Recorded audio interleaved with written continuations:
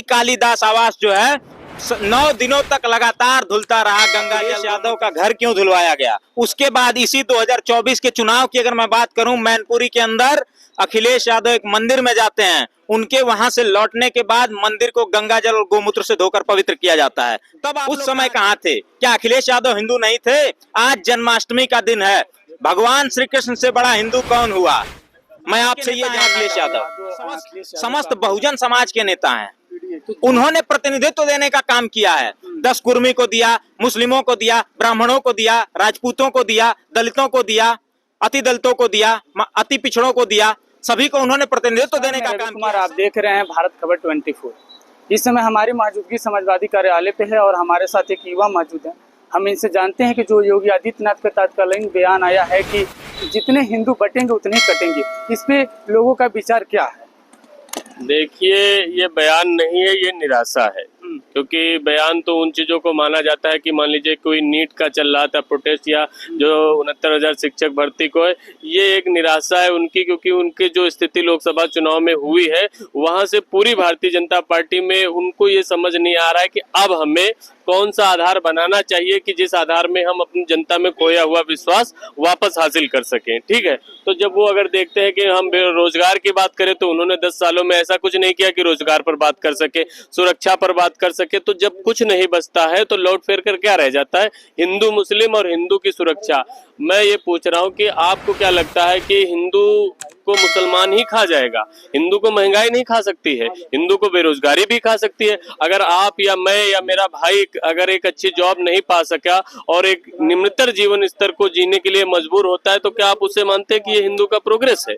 आप एक प्रदेश के मुख्यमंत्री हैं और आपके पास तमाम सारा पैसा जो कि टैक्स के जो रूप में आता है, और आपको पलटकर जनता के देने के लिए क्या है कि आप अगर बढ़ जाएंगे तो आप कट जाएंगे। आज से 10 साल पहले बीजेपी की गवर्नमेंट नहीं थी तो कितने लोग कट गए थे? इनको डाटा पेश करना चाहिए कि जब हम नहीं थे तो हमने इतना इतना कट रहा था। और हम बतौर जनता की क्या कीमत चुका रहे हैं? एक हिंदुत्व का जो पिछले 10-12 साल से नैरेटिव बिल्ड किया गया, आप बताइए अयोध्या किस लिए हार गए? वहां से तो इन्होंने अपने कैंपेन की, या मान के चलिए वहां से ताज था कि उसी मुद्दे पर पूरे देश में चुनाव लड़ा गया, वहां से हार गए। तो क्या इनको अभी ये समझ में नहीं आया है कि लोग जो है अभी इस खिचड़ी से तंग आ चुके हैं? और रह गए बात है कि ये क्या इन्होंने कोई नया स्क्वाड बनाया, या इन्होंने कोई नई चौकी बनाई, या जहां पर मुस्लिम बाहुल्य है वहां पर हिंदुओं की संख्या कम है वहां कोई स्पेशल बूथ दिए हैं? आप बताइए, है कोई योजना? सिर्फ कागजों में योजना है, बयानबाजी में योजना है। कैसे मैं अगर आपसे पूछ लूं कि हिंदू की सुरक्षा के लिए जो है सरकार ने क्या किया, आप बताइए। ऐसा कोई अभी कोई एक्शन नहीं लिया गया सरकार द्वारा कि इसको रोका जाए? आप मुझे बताइए, मैं मौखिक चीजों को नहीं मानता हूं। अगर लिखित कोई चीज करी हो 10 सालों में, मुख्यमंत्री तौर पर भी दूसरा कार्यकाल चालू हो गया है ना। आप बताइए, आप जर्नलिस्ट है, अच्छी खासी रिसर्च करते होंगे, कि आप बताइए कि हाँ हिंदू मुस्लिम का जो इतना बड़ा एजेंडा भारतीय जनता पार्टी लेकर चली, तो कम से कम 2-4 चीजें बताने के लिए भी तो होनी चाहिए कि हाँ भैया, एक जो कस्बा है वहाँ 5,000 मुसलमानों की संख्या है, 1,500 हिंदू है, हमने वहाँ 3 नए पुलिस वाले जो है, नए पुलिसकर्मी, एक चौकी बनाई है। कोई डाटा आप बता दीजिए। ऐसा कोई डेटा नहीं है। हाँ, जो ऐसा कोई डाटा इसलिए नहीं है क्योंकि उनको पता है, उनको भी जमीनी हकीकत नहीं मालूम है। उनको ये पता है कि हिंदुस्तान ऐसा देश है कि अगर आप मीडिया को अपनी तरफ कर लीजिए, फिर बेमतलब के आप एजेंडे सेट करिए। हिंदू बटेंगे कटेंगे। आप किसी जिला में रहते हैं, आप किसी मोहल्ले कस्बे में रहते हैं, आपको आज तक ऐसा महसूस हुआ है कि मुझे मुसलमान से खतरा है जो आपके बगल में रहता है? या आपने अपनी आंखों से घटनाएं देख रहे हो कि हाँ यार, वहां पर मुस्लिम बाहुल्य है, वहां पहले 1,500 हिंदू थे, अब वहां पर 1000 बच्चे हैं। तो क्या इस बात को आप भी मानते हैं कि 2014 के बाद जब बीजेपी की सरकार बनी प्रदेश में या देश में, उसके बाद से हिंदू मुस्लिम ज्यादा हुआ? देखिए, मैं अगर कहूँ तो अगर मैं, क्योंकि समाजवादी पार्टी ऑफिस के बाहर खड़ा हूं, तो लोग तो यही समझेंगे कि बंदा जो है ये तो बिल्कुल इन पर आरोप ही लगाएगा। मैं नहीं, फैक्ट देखने चाहिए। आप जाके जितने भी नेशनल टीवी न्यूज चैनल्स हैं, आप उनकी जाके डिबेट्स का जो रिकॉर्ड्स आता है ना, स्टेट्स आते हैं, वो निकलवाइए, वहां जाकर देखिए कि किन चीजों पर सबसे ज्यादा बहस हुई है। और उसी के साथ आपको ये भी स्कैम पता चल जाएगा, क्योंकि एक इतना बड़ा देश, इतना बड़ा प्रदेश, तमाम और भी चीजें। आप मैं आज 26 अगस्त है, आज जन्माष्टमी का दिन है, आप मेरे गांव चलिए, आज मेरे घर पिछले 15 सालों से एक भागवत कथा का जो है आयोजन होता है, और हर बार हम लोग अपने पैसे से जेसीबी बुलाते हैं, ट्रैक्टर बुलवाते हैं, मेरे पास वीडियो भी पड़ी, आप चाहे उसको ले सकते हैं। तो क्या वहां पर नहीं इनको दिख रहा है? आप अगर एक मोहित खान रेप का आरोपी मिल जाता है तो बुलडोजर बिल्कुल एकदम इतनी रफ्तार से जाता है, 2 ही 3 दिन में जो कुछ भी दिखता है उसके नाम का सब गिरा देते। लेकिन जहां पर विकास नहीं है, जहां पर जो जेन्युइन समस्याएं हैं, वहां पर बुलडोजर शांत रहता है, वहां पर मुख्यमंत्री जी शांत रहते हैं। और जब लोग उस नाले से या उस रोड से परेशान होकर या बेरोजगार महंगाई से परेशान होकर उनकी तरफ मुख करके देखते हैं तो वो बता देते हैं कि तुम अगर बढ़ जाओगे तो तुम कट जाओगे।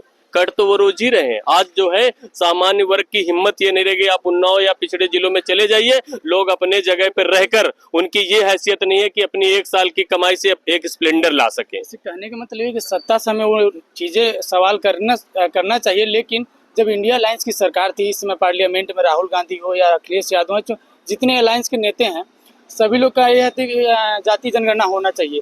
लेकिन जातीय जनगणना होती है, इससे क्या समाज पे प्रभाव पड़ेगा? देखिए, अब जो अपोजिशन तो भाई रेज करेगी, है ना, तो वो तो, और उसके अलग जो इम्पोर्टेंट चीज है, जैसे जातीय जनगणना की अकेले बात नहीं करी, नीट की करी, या जो भी करंट टॉपिक है उस पर बात की जाती है। वहां पर क्या देखने को मिलता है कि माइक बंद कर दिया जाता है। आप जो है हिंदू होने के इतने दावेदार, एक तरीके से हिंदू धर्म पर अपना वो दिखाते हैं कि हमारा मालिकाना हक है, तो इनको भगवान राम से सीखना चाहिए कि एकमात्र धोबी ने ये कहा कि मुझे सीता माँ पर जो है डाउट है। तो क्या भगवान से तो कोई चीज छिपी नहीं थी? वो चाहते तो उसे कन्विंस कर देते कि तमाम चीजें की ये परीक्षा हुई, वो परीक्षा हुई, लेकिन उन्होंने राजा का धर्म बताया कि एक राजा का धर्म है कि अगर पूरे प्रदेश में या पूरे राज्य में एक भी व्यक्ति कोई क्वेश्चन खड़ा करता है तो राजा का कर्तव्य है कि उसका जवाब दिया जाए। और हमारे राजा क्या करते हैं, सारे ऐसे चैनल बुलाते हैं जो उनसे पूछते हैं कि भैया आम जो है चूस कर खाते हो, बटुआ रखते हो कि नहीं रखते हो। इनको तो भगवान से सीखना चाहिए ना, बताइए आप। लेकिन ये है कि पार्लियामेंट में सवाल उठाते हैं लोग, जाति जनगणना होना चाहिए, लेकिन जब सत्ता में ये लोग थे, इन्होंने जाति जनगणना क्यों नहीं कराया? जाति जनगणना क्यों कराएंगे भैया? जाति जनगणना अगर करा देंगे तो उससे ये पता चल जाएगा ना कि नौकरियों में है कौन, असली मलाई काट कौन रहा है। जाति जनगणना से ये आंकड़े सार्वजनिक हो जाएंगे। इससे ये तो पता चलेगा ना कि पिछड़े कहाँ हैं, दलित कहाँ हैं, आदिवासी कहाँ है, माइनॉरिटी कहाँ है। ये जो सच्चाई है उजागर हो जाएगी, और सच्चाई उजागर होगी तो पता ही है आपको क्या होगा। जैसे श्रीलंका में हाल हुआ, बांग्लादेश में हाल हुआ, वो स्थिति भारत में हो जाएगी। इससे ये लोग डरते हैं जातिगत जनगणना से, क्योंकि ये तो है मुट्ठी भर। लेकिन फिर ये विपक्ष वाले क्यों इतने जाति जनगणना को लेकर दबाव दे रहे हैं सरकार को? नहीं, जाति जनगणना होना चाहिए, सबको अपना अधिकार मिलना चाहिए। अब बिहार में यहाँ जातिगत जनगणना हुआ, उससे बिहार में कितना फायदा हुआ, कितना डेवलप हुआ, कितना विकास हुआ, देख लीजिए, आंकड़े आपके सामने हैं। जातिगत जनगणना होने का फायदा ये हुआ कि आरक्षण का दायरा बढ़ा। आरक्षण उसे मत कहिए, मैं आरक्षण कतई नहीं कहूंगा, मैं उसे कहूंगा वो प्रतिनिधित्व है, वो हिस्सेदारी है। जब वहां पे जातिगत जनगणना हुई तो कौन सी जाति की कितनी संख्या है, कौन सा वर्ग कितनी संख्या में है, ये संख्या पता चली। और संख्या के अनुपात में वो समाज नौकरियों में कितना है, ये आंकड़े निकल के आए।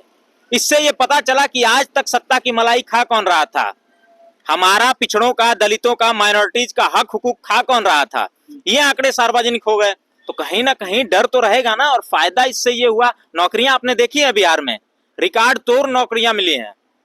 तेजस्वी यादव ने जब नौकरियां निकालनी शुरू की, वैकेंसीज पे वैकेंसीज, वैकेंसीज पे वैकेंसीज, तमाम रिकॉर्ड तोड़ नौकरियां निकली हैं।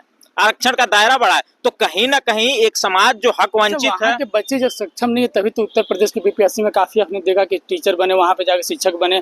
तो उत्तर प्रदेश अदर स्टेट के बच्चे जाके वहाँ पे टीचर बने, लेकिन वहाँ के बच्चों को उस लेवल का शिक्षा नहीं मिला, उस लेवल की यूनिवर्सिटी वहाँ पे नहीं है, तभी तो अदर स्टेट के बच्चे जाके वहाँ पे नौकरी कर रहे हैं। वहाँ के बच्चे क्या वहाँ पे सक्षम नहीं थे? इसका क्या वजह हो सकती है?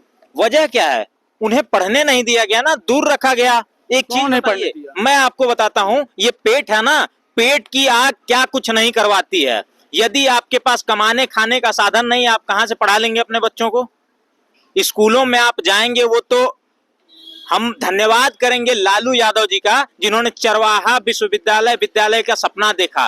और सपना ही नहीं देखा, धरती पे इम्प्लीमेंट किया, जमीन पे इम्प्लीमेंट किया, उसे चरवाहा विद्यालय खोला। लालू यादव की क्या इतने दिक्कत थी, आर्थिक स्थिति खराब थी कि अपने बच्चों को नहीं पढ़ा पाए?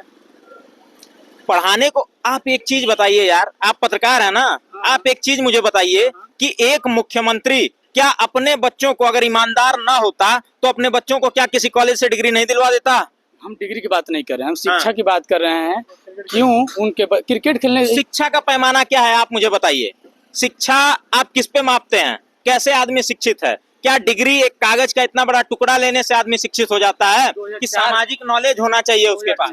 उसी मुस्कुराते हुए उत्तर प्रदेश में 2017 के बाद लगभग 1200 यादवों की हत्या कर दी जाती है। कुछ लोगों को पुलिस एनकाउंटर में मार दिया जाता है, पुलिस कस्टोडियल डेथ आप देखेंगे हो गई है। एनसीआरबी के आंकड़े कह रहे हैं कि अपराध में उत्तर प्रदेश नंबर 1 प्रदेश है।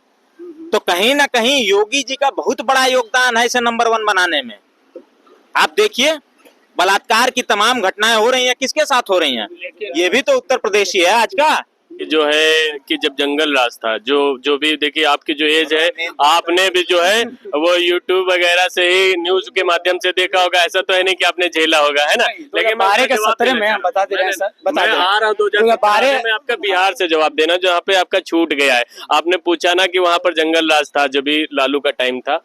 मैं कह रहा हूँ लोगों ने समझा कि जंगल राज है ना? तो लोग जो है लोकतंत्र में किसी की गलती की सजा किस तरह दे सकते हैं? उसे वोट ना देकर जो है हरा कर, है ना? वोट देके अधिकार मिला जो संविधान। मेरी बात सुनिए, ठीक है ना? मत एक लोकतंत्र में अगर आपको कोई प्रत्याशी नहीं पसंद आ रहा है या कोई आपको मुख्यमंत्री नहीं पसंद आ रहा है, तो आप क्या करेंगे? आप उसको वोट ना देकर उसे जो है गद्दी से हटा देंगे। यही किया ना जनता ने। लेकिन जब आदमी किसी नए को हम चुनते हैं भैया, जब हम किसी नए को चुनते हैं तो हम ये इस उम्मीद से चुनते हैं ना कि हमको आप पहले वाले से बेहतर चीजें देंगे। मानते हैं ना? अब उसका पेटेंट थोड़ी ना हो जाता है कि 15 साल नीतीश कुमार चला लिए तो वो बोल दे कि भैया वो जंगल राज से डरिए। वो उनकी गलती लोगों को समझ आई, लोगों ने उनको हटाया। तो आपको इस बात से समझना चाहिए कि अगर ये चीज अच्छी नहीं करे तो इनको भी तो हटाएंगे। अब आ गए आप 2015 का जो सवाल पूछ रहे हो, वो पूछिए, मैं बता रहा हूँ उसका। 2015 में हम ये पूछ रहे थे, जब अखिलेश यादव की सरकार थी तो 5 घंटा 6 घंटा लाइट मिला करते थे, शिफ्ट में आया करते थे। देखिए आपकी मैं ईमानदारी को सलाम करता हूँ कि आपने कहा कि मैंने ऐसा खुद झेला है, ठीक है। मैं लखनऊ का रहने वाला हूँ और मेरे ऐसे सरकार जो ट्यूबवेल है वो चलता था, तो मैं मेरी भी बात सुन लीजिए। तो मेरे वहाँ मतलब बेहतर व्यवस्था थी, है ना? ये भी आप मेरे उस बात का सम्मान करेंगे कि नहीं? हम सम्मान करें, चाहिए लखनऊ में आपकी बेहतर मिली, फैसिलिटीज मिली। लेकिन आज हम 400 किलोमीटर दूर आके हम यहाँ पे मास कम्युनिकेशन कर रहे हैं, पत्रकारिता कर रहे हैं, 12,000 कमा रहे हैं, 10,000 खर्चा कर रहे हैं। ये हमारी मजबूरी है, ये दुर्भाग्य है हमारी कि हमारे यहाँ शिक्षा नहीं मिला। तो सरकार जब इनकी थी, इन्होंने वहाँ शिक्षा की व्यवस्था क्यों नहीं किया? तो चलिए, अगर मान लीजिए प्रदेश ने उनको गलत माना, उनको हटा दिया, मैं आपसे पूछना चाहता हूँ कि अब आपकी सारी नीड्स फुलफिल हो गई हैं, अब आपका सब बढ़िया चल रहा है। हाँ, देखिए, अगर आप पर्सनल आ गए हैं इंटरव्यू के अंदर, अपने पर्सनल एक्सपीरियंस को बोल रहे हैं, तो मैं आपके पर्सनल एक्सपीरियंस से ये जानना चाहूंगा कि अब सब सही चल रहा है। अब आप बताइए। लगभग जहाँ तक ये स्थितियाँ हमारी है, हमारे परिवार की, हमारे क्षेत्र की, क्योंकि हम इस क्षेत्र के इसलिए बात कर रहे हैं क्योंकि आपके प्रदेश के सबसे लाइट की व्यवस्था अच्छी हो गई। हाँ, हम ये मान रहे हैं ना? हाँ, इस बात को, रोड की व्यवस्था मान, मेरा भी शिक्षा की बात मान रहे हैं। सुन लीजिए, हमारा भी जी, सुन लीजिए सवाल। शिक्षा हो या लाइट हो या विकास की बात हो या रोड की बात हो, सब चीज में सक्षम लगभग हम लोग हैं इस समय। इसलिए उस क्षेत्र की बात कर रहे हैं कि लखनऊ की सुविधा तो कोई दे सकता है, चलिए प्रदेश की बात है, राजधानी की बात है, लेकिन हम उस जिले से आते हैं जो कि प्रदेश के सबसे अंतिम जिले हो रही है। सारी चीजें अच्छी हो रही है, आप मान रहे हैं। किसी भी व्यक्ति, कोई भी व्यक्ति, मुझे भी तो बोलने दीजिए। कोई भी व्यक्ति या कोई भी सरकार, माना कि लगभग सारी चीजों पे ठीक चल रहा है। ठीक है, पूरी बात सुन माना ना, पूरी बात सुन आप लीजिए। अब जैसे आप क्या करेंगे, कमियां गिनवाएंगे, लेकिन नहीं, मैं कमियां नहीं गिनवाऊंगा, मैं आपके आंसर से ही आपको एक जवाब दूंगा। आपने कहा सब कुछ सही चल रहा है, ठीक है। तो फिर भारतीय जनता पार्टी जो केंद्र में है, जो प्रदेश में है, वो विकास के नाम पे वोट काहे नहीं मांगती है? उसको क्यों जरूरत पड़ी कि मंदिर को एजेंडा बनाया जाए? उसको क्यों जरूरत पड़ रही है कि ऐसी बयानबाजी करे? अरे आप सुन लीजिए, अब मुझे अब कंप्लीट करने का मौका दे दीजिए, उसके बाद अपना रख लीजिए। सवाल आप कर रहे हैं उसका आप जवाब भी लेते जाइए। ऐसा ही डिबेट्स में हो रहा है आजकल कि जो एंकर ही है वही अपने 15 क्वेश्चन कर ले रहा है, जवाब उसको नहीं चाहिए होते हैं। आपने एक अगर क्वेश्चन किया है तो आपको भी धैर्य रखकर सुनना चाहिए, उसके बाद अपना क्वेश्चन। मैं आपको ये नहीं कहूंगा कि आप जो मर्जी आप क्वेश्चन करिए, लेकिन मैं आपसे पूछ रहा हूं कि अगर सारी चीजें अच्छी हो रही हैं, सरकार सारे मुद्दों पर एकदम बढ़िया काम कर रही है, तो फिर सरकार हिंदू मुस्लिम के नाम पर ही वोट क्यों मांगती है? सरकार को जो है मंदिर का एजेंडा ही क्यों रखना पड़ता है? आप एक साल के न्यूज चैनल के बड़े बड़े बहसें उठाकर देखिए कि उनके जो है मुद्दे क्या हैं। आप बताइए, क्यों आपने कहा कि आज जो है योगी आदित्यनाथ जी ने कहा है कि हिंदू अगर बटेंगे तो कटेंगे, तो उनको बताना चाहिए ना। जैसे कि आप बात किए मंदिर का, जी मंदिर का बात की, मंदिर के जो सनातन धर्म है एक बहुत बड़ी एक संख्या है जो जी। कि उसको फॉलो करती है, उसमें उसकी बिल्कुल। आस्था है। जी तो भाई उसको बढ़ावा दे रहे हैं सनातन को। बिल्कुल ठीक कर रहे जैसे हैं। और अखिलेश यादव उसी ने धर्म में पता क्या लिखा है हाँ। कि उसी धर्म में भगवान राम के जो धार्मिक गुरु थे ना, उनका भी जिक्र किया गया है कि जो धार्मिक चीजें होंगी उसमें हम गुरु जी की राय लेंगे। लेकिन इनको शंकराचार्य ने कहा कि जो है ये मुहूर्त सही नहीं है, लेकिन इन्होंने कहा कि हम धर्म में भी बहुत बड़े धुरंधर हैं, हम क्रिकेट भी अच्छा खेलते हैं, हम ओलंपिक भी बढ़िया जानते हैं। आपको नहीं लगता है कि एक इंसान इतना ज्यादा परिपूर्ण हो सकता है, या एक पार्टी इतना परिपूर्ण हो सकती है? आप बताइए। नहीं, बिल्कुल नहीं हो सकती। तो फिर ये क्या है? धर्म के मुद्दे की अगर बात कर रहे हैं आप, योगी जी ने बयान दिया कि हिंदू अगर बटेंगे तो कटेंगे। बांटने की परंपरा की शुरुआत किसने की है, मैं आपसे जानना चाहता हूं। उत्तर प्रदेश के मुख्यमंत्री जब अखिलेश यादव हुआ करते थे, 2017 में जब उनका कार्यकाल खत्म हुआ, तो यही कालिदास आवास जो है 9 दिनों तक लगातार धुलता रहा गंगा जल गोमूत्र से। उस समय कहाँ थे? क्या अखिलेश यादव हिंदू नहीं थे? आज जन्माष्टमी का दिन है, भगवान श्री कृष्ण से बड़ा हिंदू कौन हुआ? मैं आपसे ये जानना चाहता हूँ। लेकिन बात जब मंदिर की आती है, बात जब आस्था की आती है, बात जब सनातन की आती है, तो योगी आदित्यनाथ को या बीजेपी को कहा जाता है। लेकिन आज तक बीजेपी अपने कार्यालय में मंदिर का पूजा नहीं किया, भगवान का पूजा नहीं किया, पत्थर का शिलान्यास नहीं किया। इस चीज को मानते हैं ना आप? वही चीज तो मैं आपसे कह रहा हूँ कि ये जो काटने बांटने की आज राजनीति कर रहे हैं, ये राजनीति कहाँ थी? द्रौपदी मुर्मू का नाम आपने सुना होगा। द्रौपदी मुर्मू एक समय था राम मंदिर के प्राण प्रतिष्ठा में नहीं बुलाया गया। और आपको बताता हूँ, रामनाथ कोविंद को जगन्नाथपुरी के मंदिर में नहीं घुसने दिया गया। क्या वो हिंदू नहीं थे? आप लोग ये सवाल बताइए। वजह कुछ और भी हो सकती है। आप लोग जैसे उसको क्या किए, जातिवाद में उसको बांट दिए कि अरे वो दलित हैं, वो पिछड़ा है, तो उनको नहीं बुलाया गया। ऐसा कोई बात नहीं था। दलित काफी पिछड़े काफी खुश रहे और उनके गए वहां पे मंदिर में, काफी उनकी आस्था है।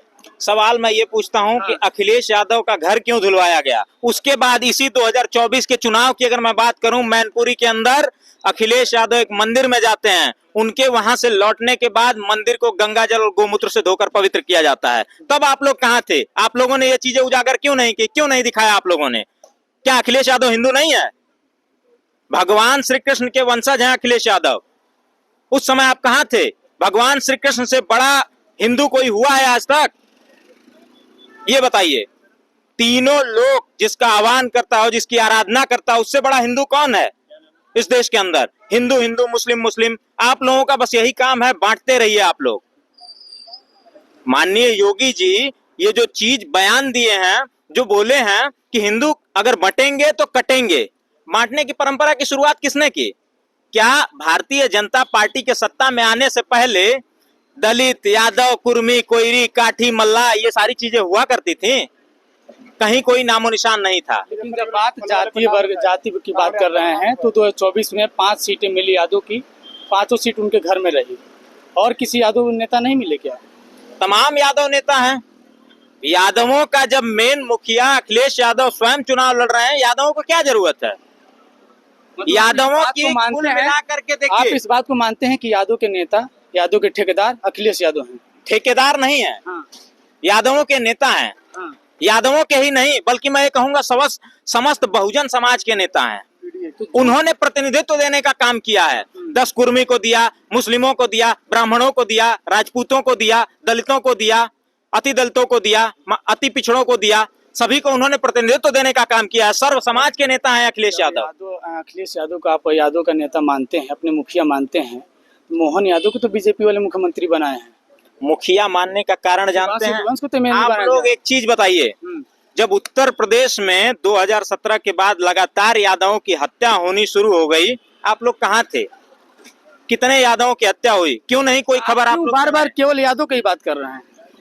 किसकी बात की जाए? आज के समय में सबसे ज्यादा शोषण समाज में किसका होता है, ये बताइए। किसका होता है? मैं जानना चाहता हूँ आपसे। आप खुद पत्रकार हैं, आपको जानकारी होनी चाहिए इस चीज के बारे में। हम तो आते जाति की नजर से नहीं देखे किस पे क्या हो रहा है। हम जानते हैं कि इंसान है, इंसान पे जो हो रहा है सो हो रहा है। हम साधारण लोग हैं। जब एक प्रदेश का मुखिया जाति की बात करता है, जब लखनऊ में कांड हो जाता है, तो यहाँ यादव, पवन यादव नाम आता है और मुस्लिम का नाम आता है। वो जाति पकड़ के, और पवन यादव निर्दोष भी साबित हो जाता है, देखिए, बात उसमें जाति नहीं का- होता है। तो जब प्रदेश का एक मुखिया जातिवाद करे तो हमारे करने में बुराई क्या है? बात जाति का आप कर रहे हैं, हम तो जाति के नाम पे हम सभी लोग समता समानता की बात करते हैं।